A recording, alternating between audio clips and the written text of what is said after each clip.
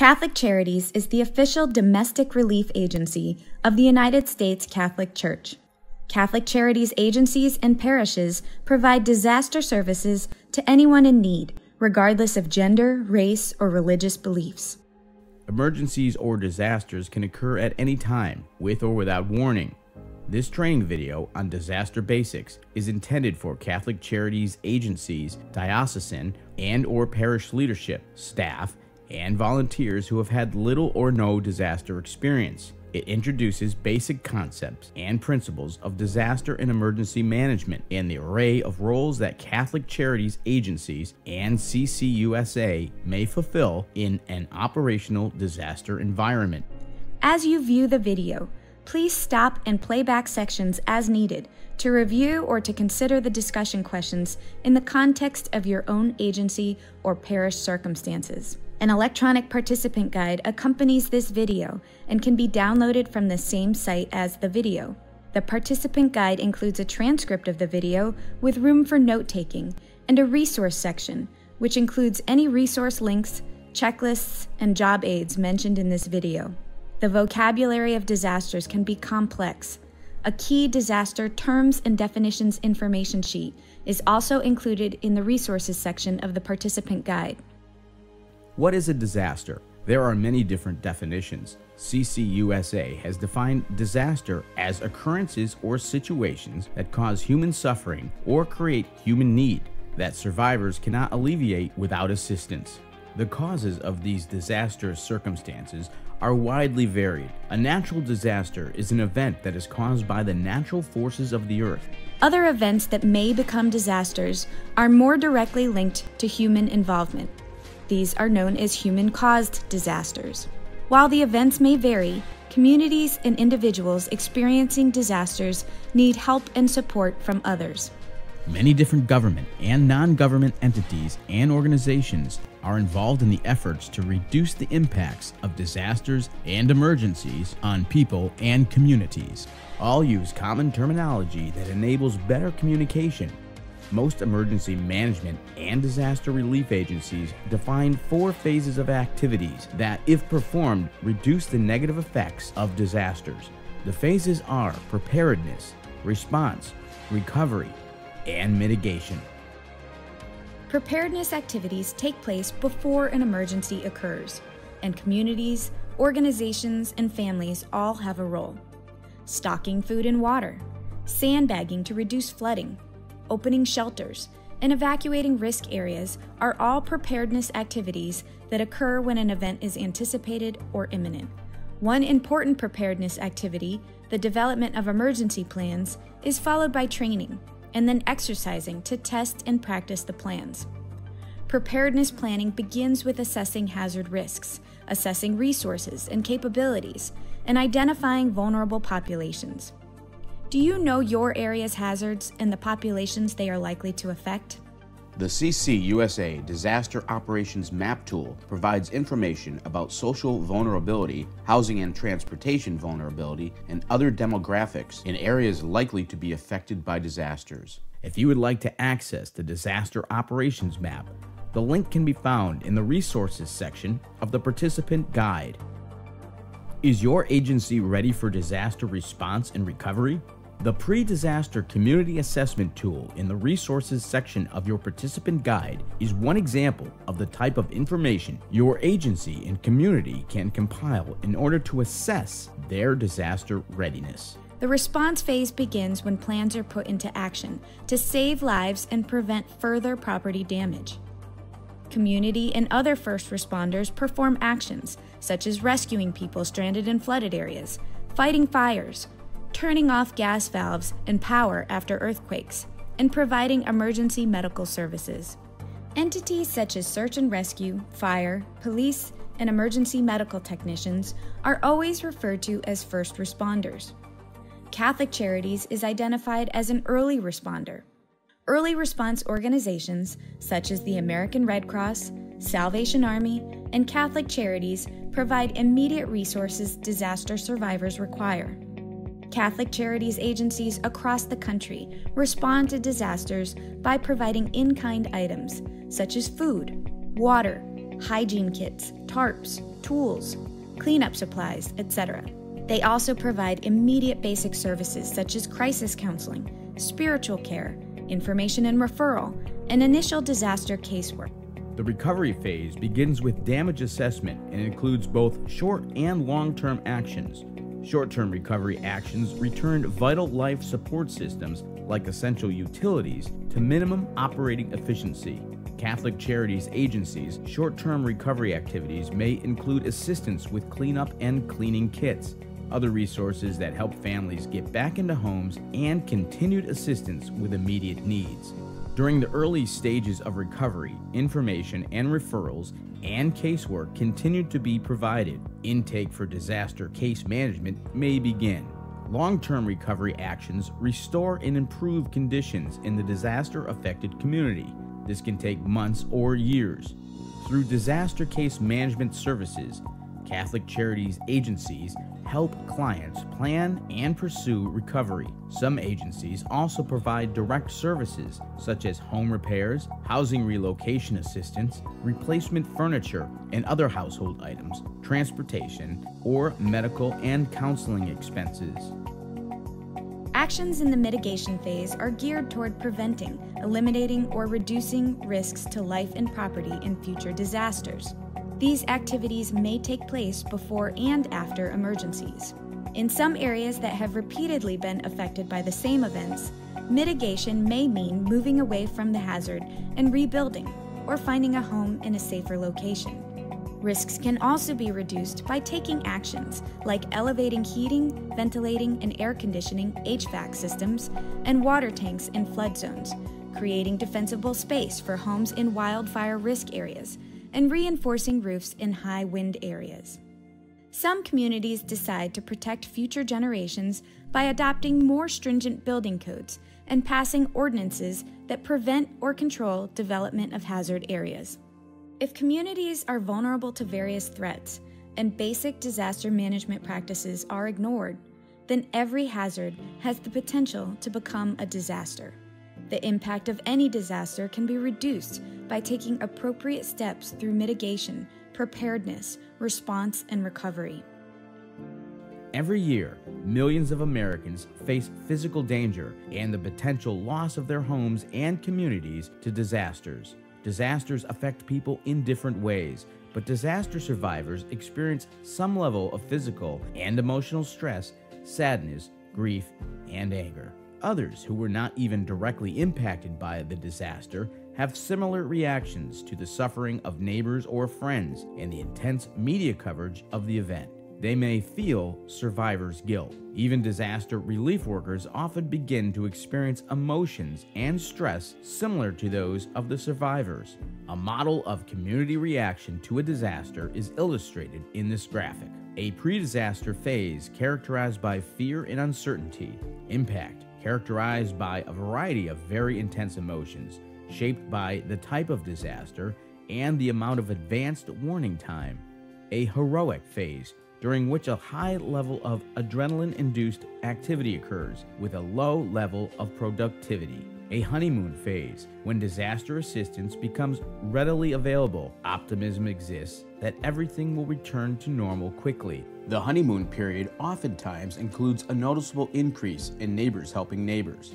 Disillusionment emerges when people begin to realize that there is a gap between need and assistance. Feelings of abandonment occur among those whose needs have not been met, while other parts of the community begin to resume normal activities. In the last phase, Reconstruction, individuals and communities begin to assume responsibility for rebuilding their lives, and people adjust to a new normal while continuing to grieve losses. More information about this model is provided through a link in the resources section of your participant guide. In disasters, people in poverty, seniors, the very young, immigrants, and people with disabilities and other medical issues are usually at greater risk than the general population.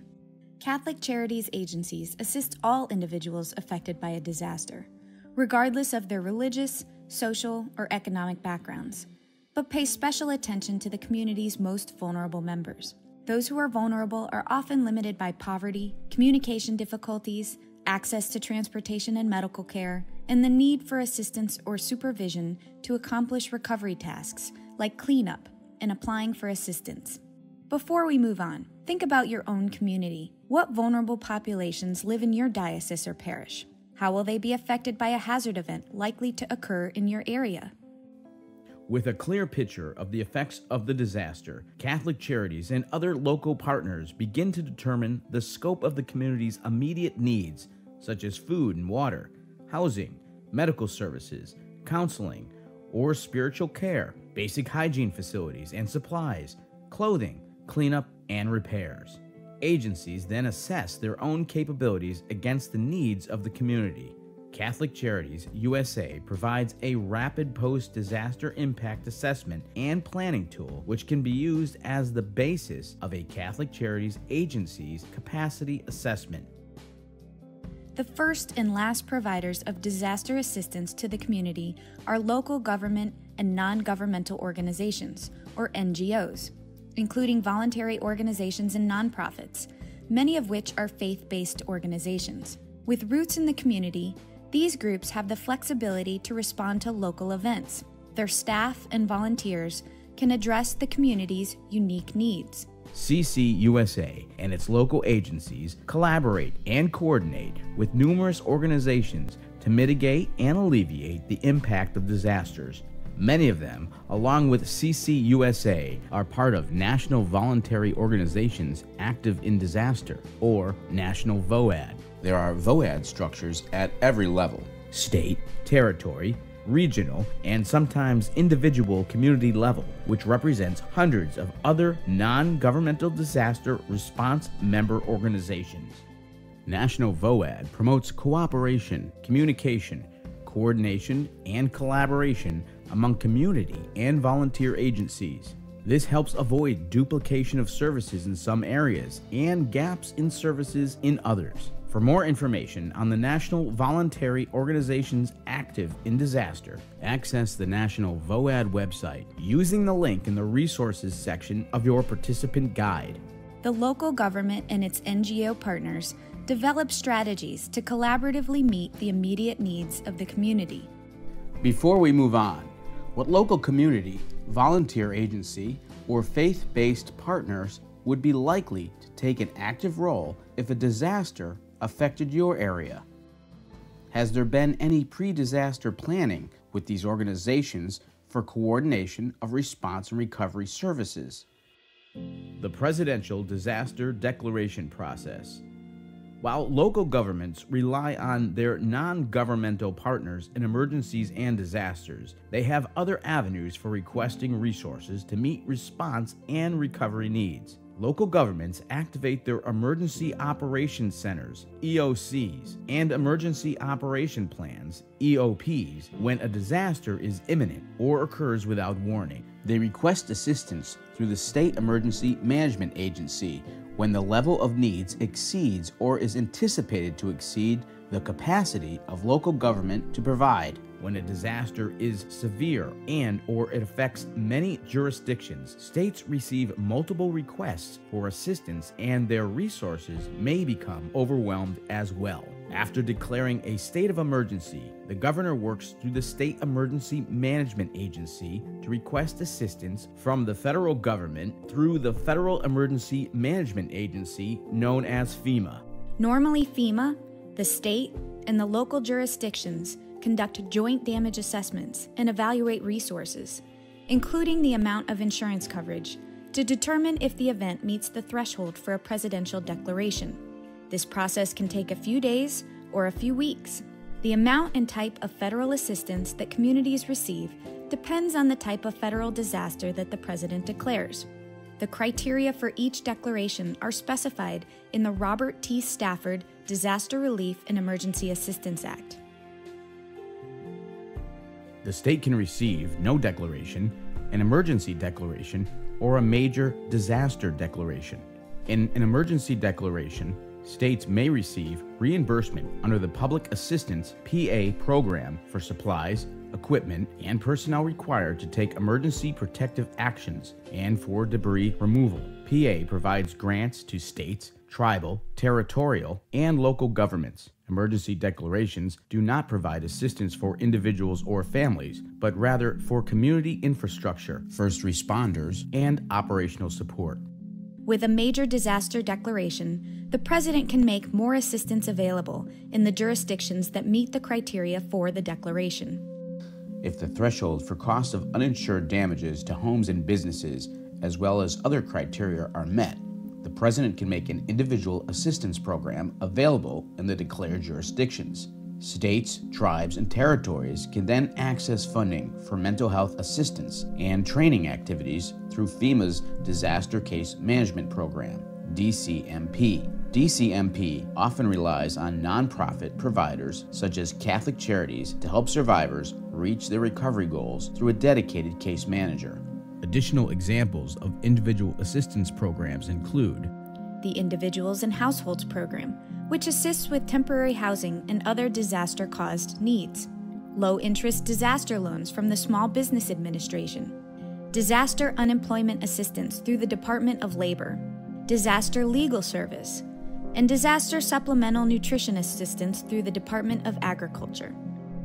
FEMA also makes the Hazard Mitigation Grant Program, HMGP, available when there is a major disaster declaration. This program pays 75% of the cost of actions taken to prevent or reduce long-term risk to life and property from natural hazards. Individuals and private nonprofits apply directly to their local government, which in turn works with its respective state, tribe, or territory to apply for the grant. A few examples of projects that might be funded by the HMGP include elevating or moving flood-prone buildings to a safer elevation, or installing wind-resistant glass or storm shutters, or fire-resistant roofing.